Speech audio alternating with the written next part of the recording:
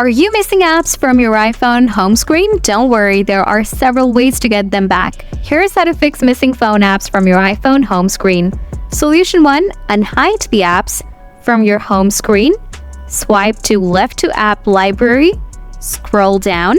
At the bottom, you can see Hidden Folder. Tap on it. Enter your Face ID or passcode. Now check this folder. If you can't find the app here, follow next steps.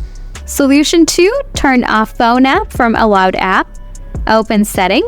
Scroll down. Tap Screen Time. Scroll down. Tap Content and Privacy Restrictions. Turn off these things.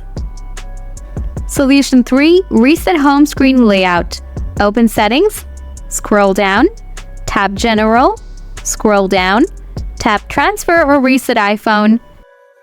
Tap Reset. Tap Reset home screen layout.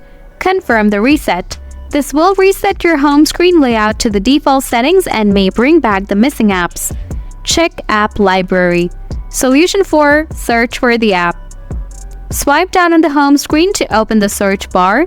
Type the name of the missing app in the search bar. If the app appears in the search results, it means the app is still installed on your iPhone. You can open it from there or move it back to your home screen.